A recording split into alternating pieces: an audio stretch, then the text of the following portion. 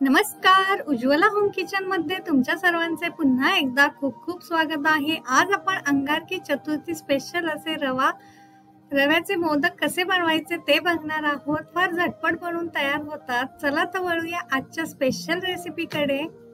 आपण बघू शकता किती सुरेख असे आपले रवा मोदक बनवून तयार झालेले आहे। आता त्यासाठी आपल्याला रवा लागणार आहे। बारीक रवा घेतलेला आहे आपण। अर्धा किलोच्या प्रमाणात आपण हे मोदक करणार आहोत। आता हा साखर लागणार आहे आपल्याला। रवा साइडला ठेवून देऊया। 300 ग्रॅम साखर आपण घेतलेली आहे आणि 200 ग्रॅम येथे मी साजूक तूप घेतलेला आहे। आता कढई छान अशी गरम करून घ्यायची आहे। आता आपण जे तूप घेतलेलं आहे ते एकदम न टाकता आपण थोडं थोडं तूप टाकून रवा भाजून घेऊया।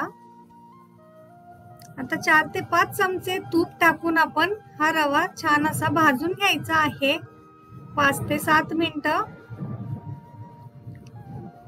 तूप सगळीकडे लागेल अशा पद्धतीने व्यवस्थित हा रवा भाजायचा आहे मंद आचेवर।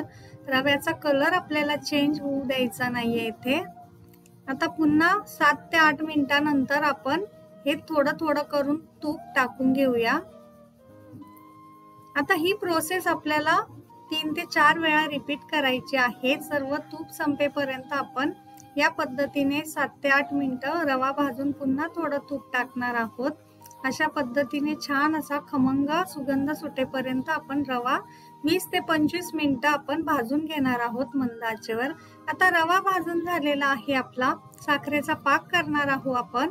त्यासाठी आता इथे 300 ग्रॅम साखर घेतलेली आहे। जेवढी साखर आहे त्याच्या अर्ध आपण पाणी टाकून घ्यायचं आहे। आपल्याला 1 तारे साखरेचा पाक करायचा आहे आणि येथे अर्धा चमचा वेलचीची पूड आहे, ही सुद्धा मी यामध्ये टाकून घेणार आहे। त्यामुळे आपल्या मोदकचा सुगंध फार छान येतो। आता चेक करून घेऊया आपण। 1 तारी पाक आपला तयार होईपर्यंतच आपल्याला गॅस ऑन ठेवायचा आहे। हे बघा आपला पाक तयार झालेला आहे। आता गॅस बंद करून घेऊया। आता यामध्ये सर्व थोडा थोडा करून आपण रवा काढून घेणार आहोत। आपल्याला दिसत असेल आपल्या रव्याचा कलर थोडासा असा चेंज झालेला आहे आणि फार छान असा रव्याचा सुगंध सुटलेला आहे। आता थोडं थोडं करून यामध्ये आपण पाक टाकून घेणार आहोत जो आपण तयार करून घेतलेला आहे। हे बघा छान असं मिक्स करून घ्यायचं आहे। आता पाक गरम असल्यामुळे आपण या उलटण्याच्या साहाय्याने हे मिक्स करून घेणार आहोत।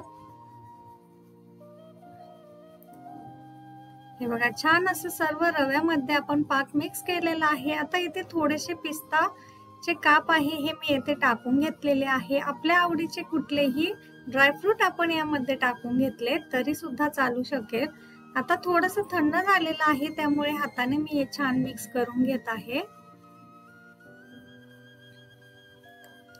आता हे मिश्रण आपलं तयार झालेलं आहे। आपण जसे रव्याचे मोदक करतो, रव्याचे लाडू करतो तसेच आपण आज हे मोदक येथे करणार आहोत। आता हे मिश्रण आपल्याला 10 ते 15 मिनिटं आपण झाकून ठेवून घेणार आहोत, म्हणजे पाक छान असा रव्यामध्ये मुरेल आणि आपले लाडू छान असे मऊसूत होतील। हे बघा छान असं हे मोकळं करून घेतलं आहे मिश्रण। छान मऊसूत असं आपलं मिश्रण तयार झालेलं आहे। आता हा साचा घेतलेला आहे मी मोदकचा। यामध्ये हे मिश्रण थोडं थोडं करून भरायचं आहे। त्या अगोदर मी थोडेसे पिस्त्याचे काप अगोदर टाकून घेतले आणि त्यानंतर हे रव्याचे मिश्रण या साच्यामध्ये भरून घेणार आहे आणि छान असं दाबून दाबून घट्ट भरायचं आहे, म्हणजे छान असा मोदकाचा आकार येतो ह्याला। आपण बघू शकता किती झटपट आणि किती सुरेख असा आपला रव्याचा मोदक बनून तयार झालेला आहे। अशाच पद्धतीने दुसरा सुद्धा मोदक आपण तयार करून घेणार आहोत। छान असा थोडं थोडं करून मिश्रण भरून घ्यायचं आहे। नेहमी एकाच प्रकारचे मोदक करतो आपण, त्यापेक्षा हे वेगळे थोडेसे टेस्टला पण आणि करायला पण वेगळे अशा प्रकारचे मोदक नक्की एकदा ट्राय करा। हे बघा दुसरा सुद्धा मोदक तयार झालेला आहे आपला। अशाच पद्धतीने आपण एक एक करून सर्व मिश्रणाचे मोदक तयार करून घेणार आहोत। खायला अत्यंत स्वादिष्ट लागतात आणि बनवायला अतिशय सोपे असलेले हे मोदक आणि मोजून 4 ते 5 पदार्थांमध्ये तयार होतात। तर नक्की ट्राय करा ही रेसिपी अंगारकी चतुर्थीसाठी। कशी वाटली मला कमेंटमध्ये नक्की सांगा आणि रेसिपी आवडली असेल तर आपल्या चॅनलला लाईक, शेअर आणि सबस्क्राईब करायला अजिबात विसरू नका. म्हणजेच असे येणारे छान छान आणि सोपे व्हिडिओ तुम्हाला बघायला मिळेल. आणि पुढची कुठली रेसिपी तुम्हाला बघायला आवडेल हे सुद्धा कमेंट करून सांगायला अजिबात विसरू नका. धन्यवाद.